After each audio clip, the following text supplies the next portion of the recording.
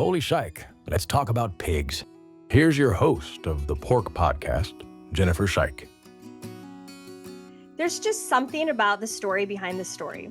And as a storyteller, I'm always searching for ways to give readers just a little bit more.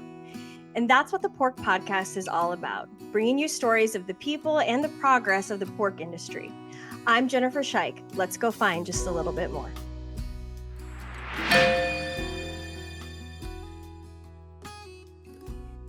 Well, I am so excited to welcome Bryan Humphreys to the Pork Podcast because I've been fortunate to get to know you in your role as CEO of the National Pork Producers Council over the past several years, in an official capacity. Sure. But our roots go back to one of the most beautiful places on earth, Southeast Iowa.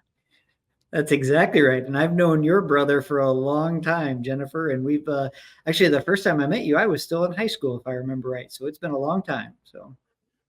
Well, that's scary because I apologize that I don't even remember that. So that's a good memory, I hope. So we're not going to talk about my brother on this podcast, though, because that could be dangerous for you, right? I understand. I've known him a long time. I'll just leave it at that. Yes, absolutely. Yay for college days. Anyway. Well, you do have such a great story of how you've gotten to where you are. So I would just love to start off with that. I know it's a bit of a loaded question, but how did you find your way into this role? I mean, I would say you're a relatively young CEO in a very demanding position. And it's pretty exciting how you've gotten to where you are. So tell us about it. Well, I appreciate that very much, and more than anything, the compliment on my age and calling me young. That's very kind of you. So I grew up on a hog farm in God's country, Southeast Iowa, down there, when it came time to make decisions about where to go and what to do, at the time, the farm simply wasn't big enough for all three brothers to come back to. And so I took the opportunity to go to Iowa State. I actually started off as a computer science major with a thought that I'd go in and do custom programming for computer companies. But quickly, within the first few months of my career at Iowa State, decided that wasn't really where I wanted to be. And I picked a degree in political science, mainly as a holdover while I figured out what I wanted to do. And lo and behold, 3.5 years later, I graduated with a degree from Iowa State in political science and went to work for political campaigns. And during college, I had worked and volunteered on a few campaigns, a presidential, a couple of local campaigns. And so then in 2006, I had the fortune to go up to Minnesota and work on some campaigns, 2007 back in Iowa, 2008, basically all over the country. And then it came time to really make a decision about what I wanted to be doing. And campaigns are wonderful and exciting and incredibly fast-paced, but they are demanding as well. And so looking to take the next step in my career, I actually applied at the National Pork Producers Council. And I'll tell a fun story here. The individual who was hiring for the position didn't call me back. I actually had to make some networking calls and encourage them to reach out and contact me, which they did. Thank goodness. Went in and did the interview and was eventually hired at NPPC. But I learned there that there's some value in doing your own campaigning as well when you're looking for a job. Fast forward 5 years after working at NPPC, went to work at Ohio Pork Council for the fantastic producers out there for 5 years, came back, worked at the National Pork Board for a couple of years with my good friend and colleague, Bill Leven, and then started here in December of 21. And it has been 100 miles an hour ever since. So, but it's been a fun ride so far. Well, I know how beloved you are in Ohio. I started being invited, I guess, to their annual meeting and conference a couple years ago. And I have to say that is really one of my favorite meetings. It's so good. And I think, the topics are relevant, but also the producers are just great there. They're just very welcoming. And it's fun as media to have that engagement with producers. Sometimes they're a little scared, like nobody wants to talk to media, but you must have helped get you and Cheryl there now are doing a good job of helping the Ohio producers really be comfortable sharing their thoughts and opinions on the industry. Well, absolutely. And like, while I would love to take some credit there, their new state exec Day is absolutely tremendous. And they've made a vast improvement there in hiring her and her ability to hit the ground running and do things. And while I am certainly partial to the great state of Ohio and the wonderful producers who are there, some of who are on my board now, we've got great folks all over the country. And as you know, and getting the opportunity to interact with folks, yes, that's the case in Ohio, but it's that way everywhere when you get to know the folks. So. I know. And that's really, that's kind of why I wanted to start this podcast, to be able to help kind of bridge that gap a little bit, because I do think sometimes you see some of the people like yourself or like other industry leaders like up on the stage on the big platforms. And I have found that some of the people that I think are maybe the most impressive on stage are some of the most impressive in one-to-ones. And so I encourage people to go up and start those conversations, because a lot of great things are possible through those. And so as we kind of get rolling here, I wanted to talk to you about briefly, like, I know this is such a busy time, and I was surprised I was able to catch you here. Thank goodness for Fridays, right? But what are some of the biggest issues on your mind right now? What are you guys working on? Well, there's never a shortage of issues and opportunities at NPPC for the U.S. pork industry. In fact, I was texting with a couple of producers and board members last night about just that, the sheer number of things going on.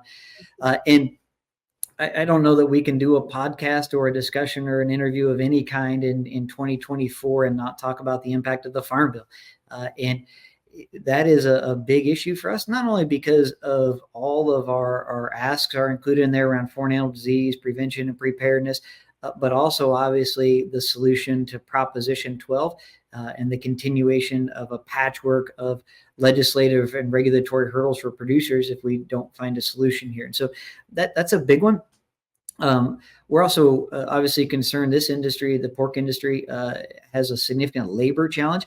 And while other industries will certainly claim that they have labor issues and challenges, and they do, I'm not discounting that. In rural America, where our hog farms are, it is a significant challenge for our producers. And so working through with the State's Department to try to find solutions and opportunities to engage in the TN program, to attract more folks in to rural America, to continue to create opportunities in rural America, not just for the folks that are coming in, but for the businesses and folks that live there. And I'd be remiss also if as we talk about the challenges in our industry, we don't mention that we've come through some pretty tough times the last couple of years. And while we've had a okay summer here, the reality is that the next few months here as we go into fourth quarter and first quarter look to be a bit challenging as well. And so working with the industry to understand what is it that we can do from a policy and a regulatory standpoint to help them through this, and then where are some opportunities that we can look for the industry and as we move through the years to come. And so if I talk Farm Bill, I talk labor, and we talk the challenges facing the industry, those are some big things. But I'd also be remiss if I didn't take a moment for the folks that listen to this to highlight that this is there's been some significant wins out here on behalf of the industry as well. And one of the things the board asked of NPPC a couple of years ago during our strategic plan was to figure out ways to be more proactive. And when we say proactive, we don't mean react quicker. We mean identify where the issues are coming at us and start to work on those before they become real challenges for the industry. And as a prime example of that, just a little while ago, we put out a statement thanking the United Nations for taking a responsible approach on antibiotics. And to give you a little depth of that, we've been engaging with the United Nations on their position and thoughts around antibiotics and antibiotic use within livestock specifically. And one of the only groups to show up to these meetings and talk to folks that are making these decisions at the UN. And ultimately, they had at one point discussed a 30 or a 33% reduction in antibiotic use in livestock agriculture. And once we had the opportunity as an industry to sit down with the folks there and say, okay, hold on. Do you really understand what this will do to the food supply, to the global food supply? Do you really understand what this will do to farms, to rural communities? Do you really understand the impact of what you're discussing here? And then to take it a step further, say, do you understand what we do today? Do you know how farms operate today, how they interact with their veterinarians and all the things that they do? And at the end of that conversation, the UN General Assembly came out and said, you know what, we want to work with the industry to continue to work on antibiotic stewardship and ensure that farms are continuing to work with their veterinarians through a VCPR. And those are things we're already doing. That's something the industry has supported for years, but we can always find avenues to be better and work towards improvement. But coming out and pushing back on a blanket statement about reduction that would have caused massive challenges to our industry simply wasn't an option. So the fact that NPPC could be at those meetings, that we could engage at the level that we needed to operate on behalf of the industry is just truly fantastic. And so that's one. The other one was just, again, a couple of days ago, the Ninth Circuit Court of Appeals ruled on a case that we were working on. So take a step back, an extremist group, activist group called Food and Water Watch had filed a lawsuit against the Environmental Protection Agency. And it's a very complicated case, but I'll simplify it for you. What the Food and Water Watch group wanted to do was say everybody who has a permitted livestock facility is guilty of pollution until proven innocent. So they wanted to say, just because you have a permit, you've done everything you're supposed to do, you are now guilty of pollution until you can prove yourself innocent. And what NPPC did was stand up with the US EPA and say, wait a minute, we have case law, we have congressional intent, we have decades of precedent here.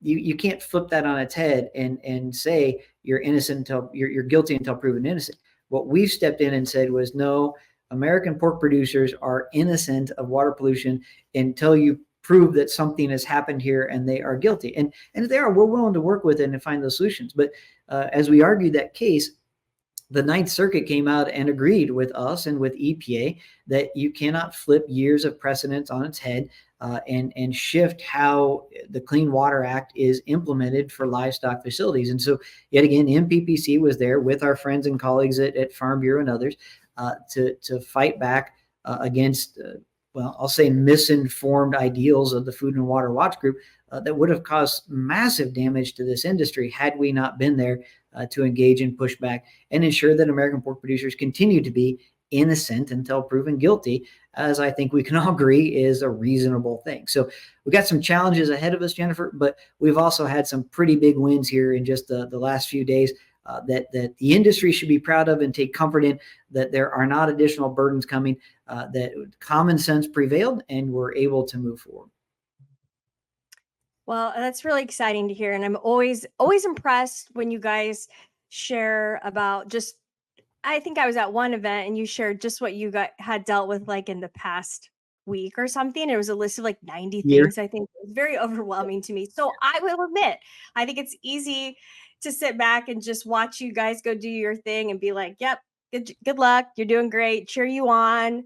Yep. But one of the things that I've talked to you about before that I wanted to bring up today is just the importance of producers making their voices heard. And so I think it's so inspiring when I hear producers come away from the legislative action conferences really lit up and excited because, I mean, they're out there making a difference. And I think although they might be nervous to go at first, they feel really good when they come back. So talk to me about why are those voices so important on the Hill and to what you guys are doing?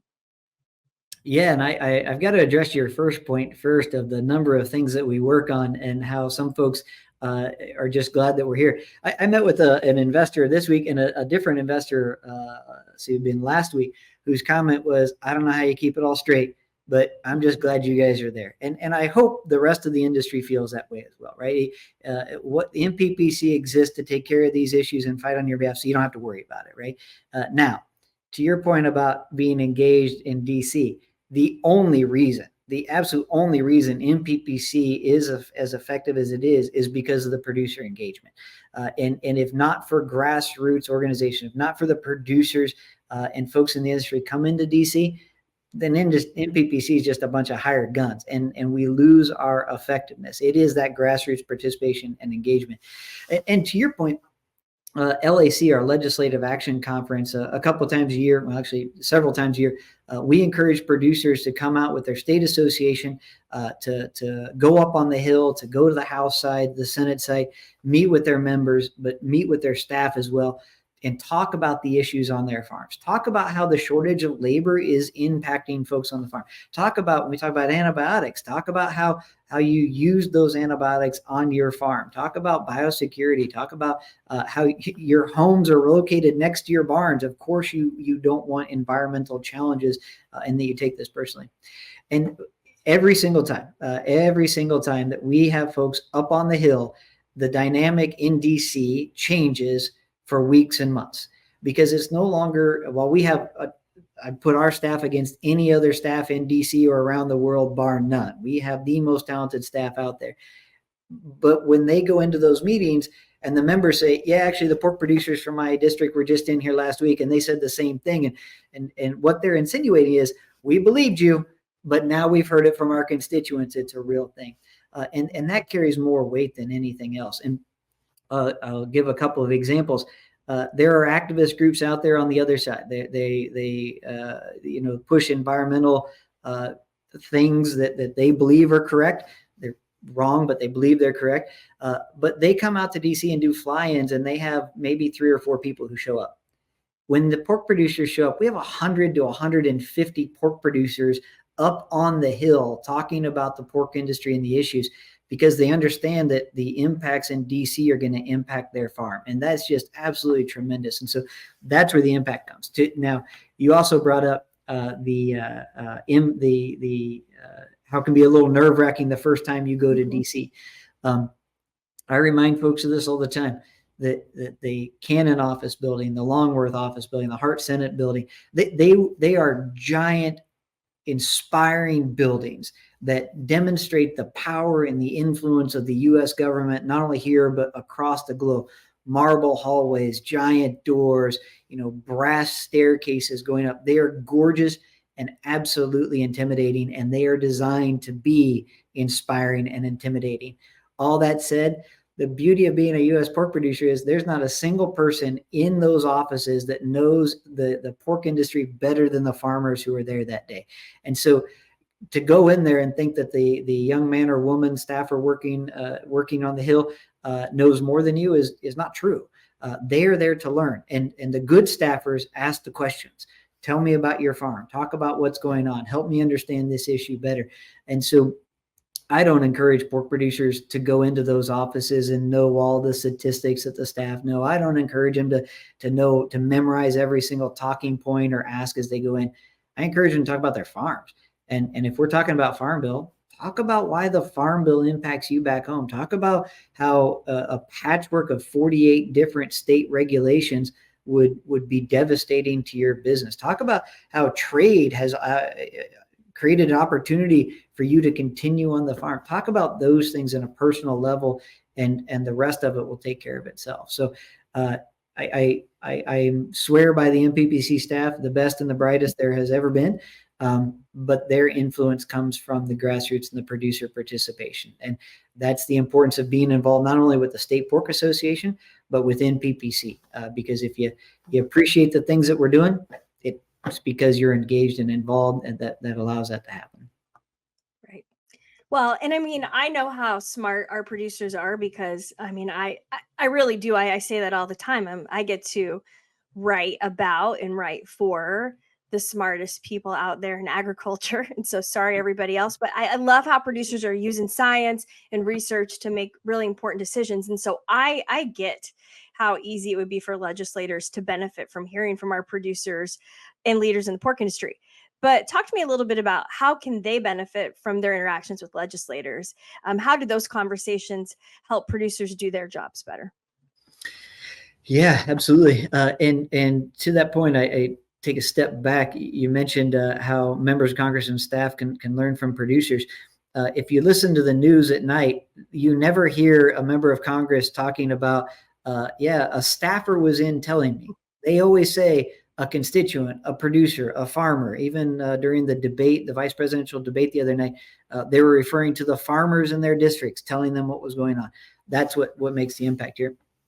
And to your point about how producers can grow and learn from this, it's important to understand where these folks are coming from, because as we are in there having our conversations, so are hundreds of other constituent groups on different topics and issues. And you have staffers and members trying to balance all those needs and wants out there. And a couple of things at a very high level that have benefited producers who've engaged in this. First is to recognize that in the U.S. pork industry, in all of agriculture, we read, we listen to podcasts such as this one, and we talk about the issues that are out there, and we are inundated with all of that information about our industry.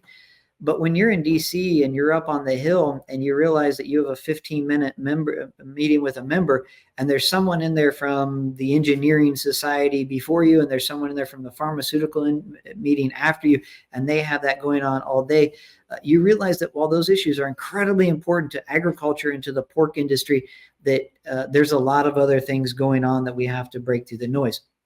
The other part of this is having those relationships with members and their staff pays dividends for you as a farmer and as a constituent, but also for the industry. And there are times that we find out things in the pork industry here at NPPC because a member will call a constituent and say, hey, they're talking about this in committee, or I heard this going on. What do I need to know here? And it's that type of level of engagement that as you develop those relationships, provide tremendous value to your farm because you get that inside information of what's going on, but also for the industry to be able to get a heads up of what's going on. And when you have 435 members of Congress and 100 senators, NPPC with 38 team members can't cover them all. I guess we have 3 lobbyists, can't cover them all the time. And so having that connection is valuable. The other, we've talked a lot about legislators, but the other component of this, Jennifer, is the regulation side.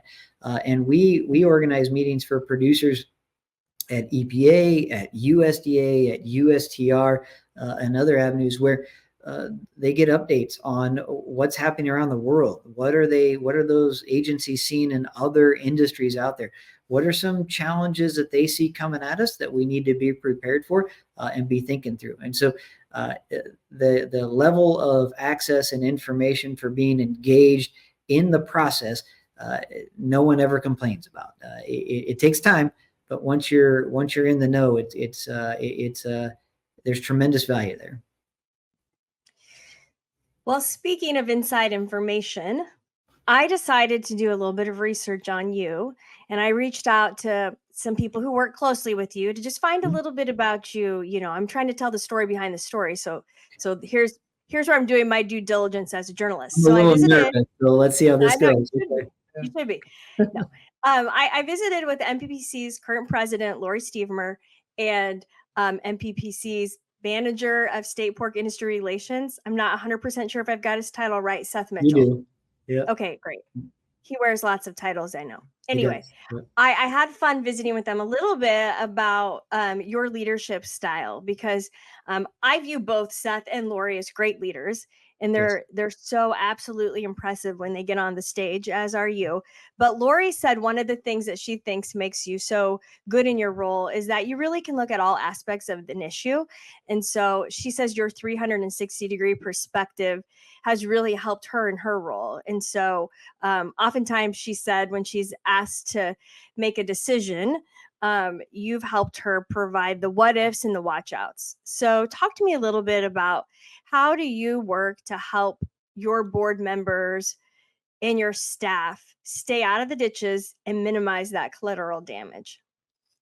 Well, first, Lori is very kind.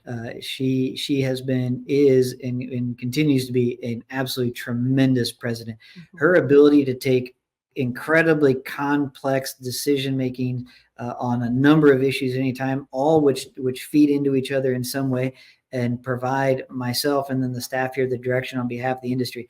It's pretty inspiring, actually. And so she's very kind to give me any level of credit at all for that. But I think as any executive in a CEO role at a trade association, our job is to filter those things through for the industry, for the board, and for the president to help them make the decisions. It is not my role as CEO to tell the industry what they should or should not do. It is my job to present the issues to the board of directors as a producer-led organization, and then show them where the ditches are and the watch outs and the what ifs to help them navigate. I live this, eat this, breathe this every day with a phenomenal team of producers, with a phenomenal team of staff, and have to take those issues to the producers who are running their farms every day. And so we've got to find a way to distill that down. To the question about how to see things around all sides, for better or for worse, and maybe it's not a great thing, but I do believe, like I understand where the industry is coming from and where the benefits and the watchouts are on a number of issues. But if we're really going to understand it, we need to put ourselves in the other side as well. If in every issue that makes it to our desk, there is at least one other side of that issue, if not multiple other sides. And if we've taken the time to understand that other side, where they're going, why they're going there, what is their long-term game, and then where do we need to help the industry navigate through this in a way that is beneficial for them for the longevity of the industry. And for that, sometimes you have to read a lot about what the other side is doing. Sometimes you've got to spend some time listening to their podcast about what they're working on, where they're going, why, how they think through things, in order to ensure that you can say, this is where I think the other side of the industry, the other side of this issue is going. And so now to staying out of the ditches, you referenced a little bit earlier in this, the chart I put up for some folks that highlights the topics that our board of directors navigates in a given year. And being on the board of NPPC is no small feat. We cover a number of incredibly complex topics, and we need the board to make decisions on behalf of the entire industry for this organization to be able to move forward. And sometimes they're on things like Farm Bill and appropriations. Sometimes they're on things like country of origin labeling that has long-term consequences for relationships and other things that we have to navigate, but they need to make a decision on. And so we've got to be careful as a staff what we bring to the board. It has to be relevant enough to the industry that it's worthy of the board's time, and it's worthy of the staff time to put in to develop the information in the background to help the board be able to navigate through it. And for that, staff ask themselves the questions: is this going to have an impact on the industry? If so, at what level? And then does that rise to the level of bringing it to the board, or do we have existing policy in which we can go ahead and navigate this and save the board's time for other topics? And so I think every executive out there does it in some level. But again, if this is a producer-driven organization, producer-led organization, at the end of the day, they're the ones that help us set the priorities that the staff need to work on and adjust the budgets accordingly to be able to address those issues. And it's my job to bring them the topics and the issues, and then help them see both sides so they can navigate it in a clear and concise manner. I won't say I do it perfect every time, but I give it my best. Well, that's all we can do, right? And Right. I mean, Seth, I liked what he had to say too. He had quite a few tidbits because he's kind of in a position where he's also trying to really learn by watching kind of all the different roles, but particularly your role and what Bill's doing with National Pork Board to kind of learn kind of leadership that way. And he says he thinks one of your strongest leadership traits is your ability to manage relationships so well. And as a media member, I can attest to that being one of your greatest strengths, because you could easily dodge me, but you don't. And you make an effort to say hi, to touch base, to communicate. And I just want you to know that I do appreciate it. I'm not trying to suck up. I know I'm not special, and you do that for others too. It's something you believe in because you believe in the value of relationships. Now, Seth also said you take your first call each day between 5 and 6 a.m. And I'll admit I'm grateful that we don't talk then too much. But seriously, why do you do that? Why do you prioritize relationships so much? Well, first, on this particular podcast, you are my favorite, Jennifer, and so let's just be transparent about that. And to Seth is very kind. And for those in the industry or listeners who don't know Seth, Seth joined us almost 2 years ago as part of what we're referring to as the Immersion Program. And it's a recognition that the trade association world that works on behalf of the industry, both National Pork Board, NPPC, and the state checkout and the state associations, are incredibly complex. And that if we are going to continue to work on behalf of an increasingly complex industry, the U.S. pork industry, then we need to be doing some things to develop incredible talent out there to come into these roles as as staff members move on or retirements happen. And Seth was the initial member of the Immersion Program. And he's spending some time right now in the great state of North Carolina and Virginia, learning how a state pork association works. Before that, he worked for the National Pork Producers Council for a little bit, navigating, working with us on some policy issues and understanding how we operate at the national level. And Seth has been great. And we have our second candidate in that position, Harrison. And for folks out there that are thinking about getting involved in the pork industry or in the political industry, I can honestly think of no better program to understand how all this works together than the Immersion Program, and would encourage you to reach out to NPPC to explore that a bit further. So there was my pitch. To the question about early morning phone calls, I having grown up on a farm, and maybe that's not a prerequisite for early mornings, but it certainly helped. I've always been a bit of a morning person. And there are a significant number of producers in this industry who are also morning folks. And it is there are not a lot of there are a lot of late night folks in DC, and so I don't make my first call between 4:30 and 5 to DC, although it's an hour ahead sometimes. But there are a number of producers who know I get up early in the morning, and 95% of them are kind enough to send me a text and say, hey, give me a call when you got a minute. Others call and we take the call. And I don't know that I do that for any particular reason other than I'm available. But to your point about relationships, I work for some incredibly busy people. And if the time they have to talk is at 4:30, 5 a.m., 6 a.m., then so be it. Let's do that and let's make it work. This is their organization and it's their industry. And if they have something that rises the level of making the call or sending the text or making the email, then by all means, we should be listening to them and taking that input and running with it. And do I still talk to my brothers on the farm? Absolutely. Do I still get back and power wash occasionally? Absolutely.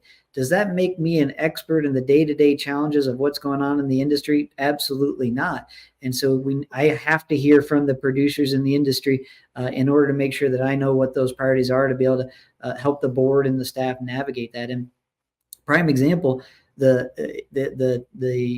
top issue that we're working on today, Prop 12 and labor, 4 years ago, it was not those, right? Labor was a challenge, but nothing like it is today for the industry. And so if we're not staying up to date on some of those things, then we're not doing our job. And so we've got to you say maintaining relationships.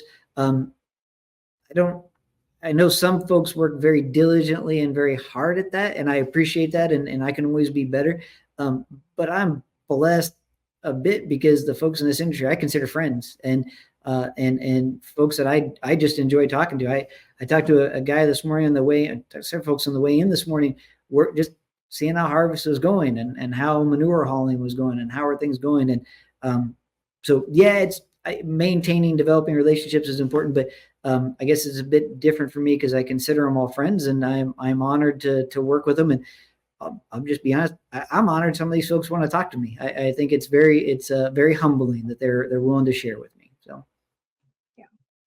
Well, I think that's just such a testament to what our industry is all about. You know, we really are so rooted in the connections that we have, you know, producer to industry. And I think that's really special. You go to any of our meetings and it's very clear. Yep. You're in a group that are very good friends. And so it's neat to see them stand in for each other and to see you be part of that too. Yep. Now I know I'm running on time. I knew this would be kind of my challenge because I could just sit and chat with you all day. But I want to end with this because I feel like this needs to be brought to the light a little bit here.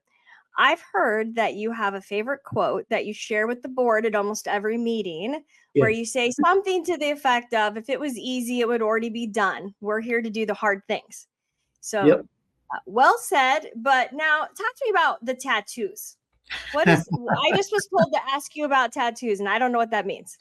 You have really done your research, and I'm glad that you were prepared. I wish some folks had given me a heads up, and I'll address that later. But to your point, inevitably at any board meeting when new board members come on, and even to a point staff, some folks get involved and think trade associations and, maybe some antiquated thoughts about how we operate and what we do, but it's inevitable. After the first couple of board meetings, or usually the first board meeting, a board meeting will say, wow, we're working on really complex stuff. These are hard decisions we have to make. And my saying has come from that and from staff. And it is that, as you said, if it was easy, somebody else would have already done it. And my point is that NPPC is here for the hard stuff. Lori, our wonderful president, has heard that for 3 years now from me between officer calls, board meetings, and in-person meetings. And so she was very kind to have temporary tattoos made that said, if it was easy, ... And she wears them on her wrist during board meetings to remind folks that if it was easy, somebody else would have done it. And I want to appreciate Lori because she has some fun with it, but I think it also recognizes a bit of what we expect of what the industry expects of NPPC, right? If we're not tackling anything here that's easy, and nothing should rise to the level of the National Pork Producers Council, who works on behalf of 60,000 of America's pork producers. That's easy. Right? That somebody else can take care of that stuff. We have such a talented staff. We should be tackling the hard stuff. And the other line that Lori accuses me of occasionally is what she refers to as negative optimism. And I'll bring that one up, but that is because we deal in challenges. NPPC doesn't get involved in something when it's sunshine and rainbows and everything is going swimmingly. We get involved when it's tough.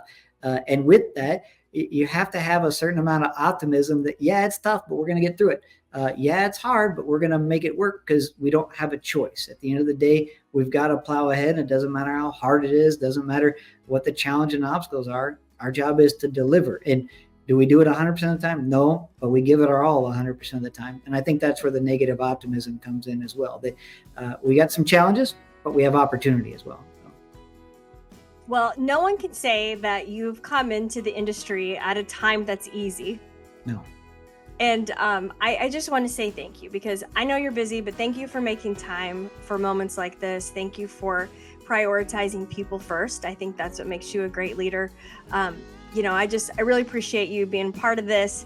And I just want to thank everybody for joining us today. And you can dive into more of the Pork Podcast on Farm Journal's YouTube channel.